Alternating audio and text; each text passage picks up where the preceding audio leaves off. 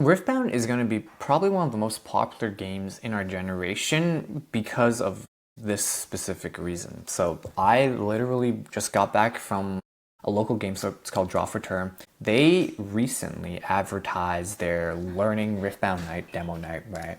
They put it on the official Riftbound website 2 days before their event launched, and then they put a Discord announcement on their Discord server. Their Discord server has about 1,000 people. Their shop can accommodate 20 people. About 25 people showed up for that event.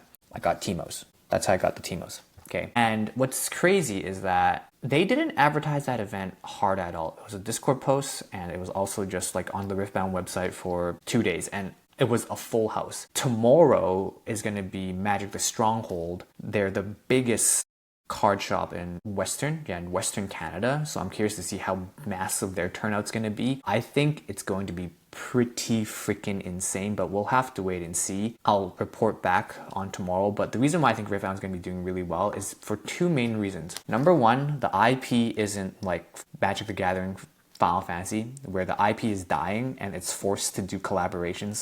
So they're not doing Fortnite the Gathering. And it's also not Pokemon. The reason why I'm saying it's not Pokemon is a very much Red Ocean strategy. If you ever read the book Blue Ocean Strategy, I highly recommend it. It's good for marketing, but it just essentially states that in pond where there are a ton of fishes and sharks, the sea is red because it's been completely mauled and everything's dying. That's kind of what Pokemon is right now.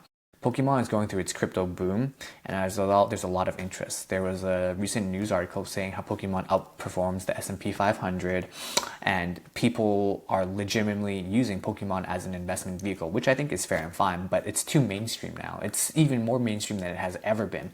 And now that all the eyeballs are on Pokemon, people are literally outside Costco, scalping, scamming people, making fake cards, selling fake cards. Like, it's insane. If you wanted to get into the hobby as a collector, you could, but if you wanted to get into the money making aspect side of things, it is insane. You have to have a real passion for this hobby, because if not, you're going to burn out. Don't get me wrong, if you just buy sealed products and you just sit on it and just let it sit and never touch it again, it will go up in price, but the issue is that it's moving like stocks. Pokemon is so hot right now. It's actually crazy insane how hard and fast it moves. Now, the other reason why I think it's actually going to be huge is because collectability is off the charts. Like, I went to the game store, got myself my teemos. They're very collectible. I'm kind of treating Riftbound literally as like day one 1999 Pokemon. I'm just gonna buy first edition boosters, sit on it, because I think it's gonna go up in value. The thing is that if you treat it like Pokemon back in 1999, those first edition boosters, let's just say it goes for 30K for one first edition boosters. That's after 30 years. So let's do some quick math.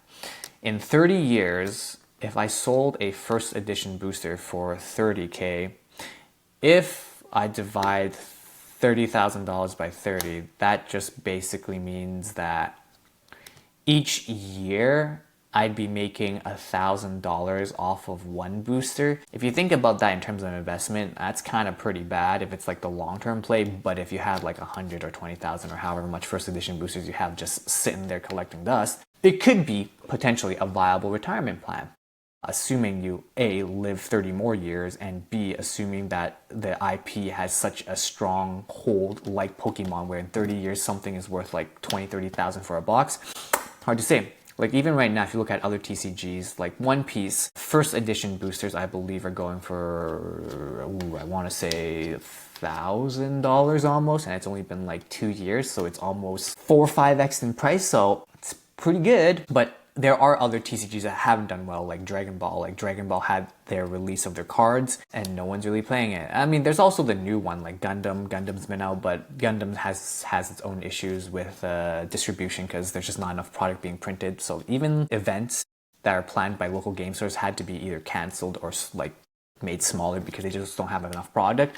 That's kind of why I like Riftbound. I've played the game. It's really fun and really enjoyable. There's a lot of strategy and depth to it, and just because there's a Chinese meta, the English meta is going to be different, just how it is very similar to there's League of Legends in China. The meta in China is very different from the meta in North America. So I think that it's going to be probably the same suit, where even though we have the same cards, the meta is going to be different for both, which will be very interesting to see because the cards are going to be the same. Now, what do I think about Riftbound overall? I think Riftbound overall is going to be a very strong IP. The reason being is, number one, Pokemon started off with well, I mean, they had like the games, the card games, and then the show, I believe. I do not know in which order. Riftbound, League of Legends. League of Legends has their game. They have the show, Arcane, and now they have the card game. So they have like the holy trifecta. They also have KDA, which is their band.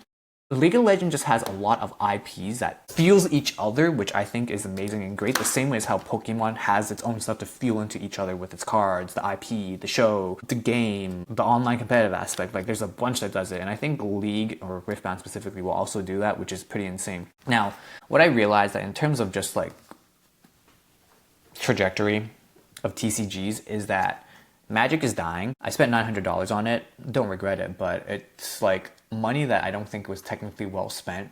Meaning I'll be back into the hobby, but I spent like what, $400 on pre-constructed, $500 to make a Terra deck. And then when you take it to locals, you realize most people are playing with proxy decks. I mean, some people are playing proxy decks. And the people who don't have proxy decks, I mean, which is fine. But the people who don't have proxy decks and they have real decks, it feels like it's just like, what's the point of bringing my like non-proxy decks playing out of local if everyone's bringing proxy decks?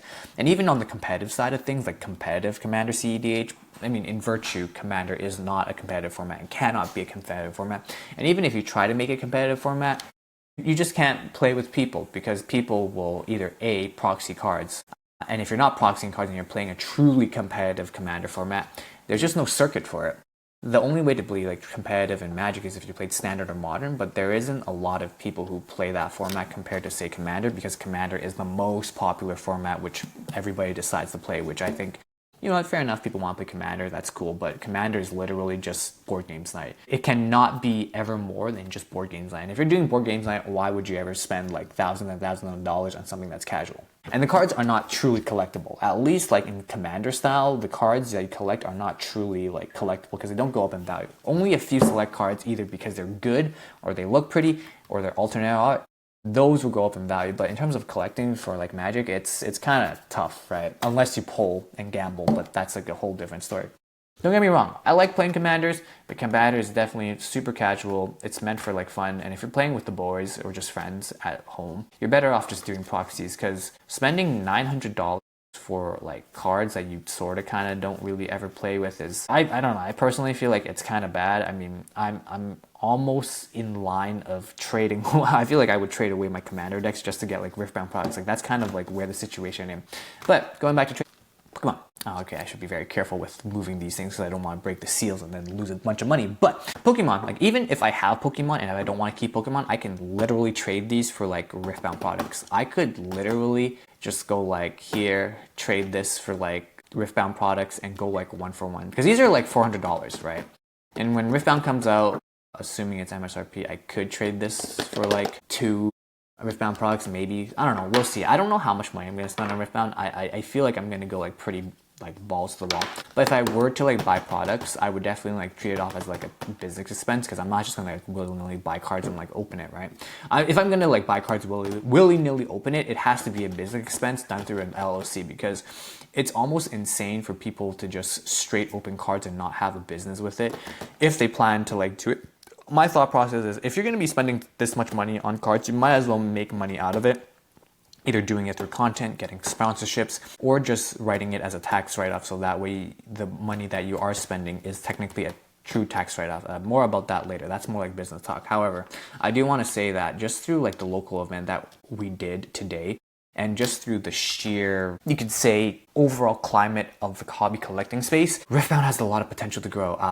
Obviously, put as much money that you can afford, that you're willing to lose in. I'm just a little bit silly that I would be like, put everything in it, because I do really like believe in the product, and I do think it's got like a really bright future and has a lot of room for growth. And everybody here is like pretty nice too. I do feel like the overall card community is going to be like very, very strong. So I'm kind of looking forward to it. But yeah, if you have any questions, comments, concerns, let me know in the comment section below. I'm kind of local, Vancouver specifically, Vancouver, BC locally. We have a Discord link where we talk about all things Riftbound related. So I'll put the link in the description down below. Yeah, and that's about it. See you guys in the next video. Bye-bye for now. Yeah, not for sale. Not yet, at least.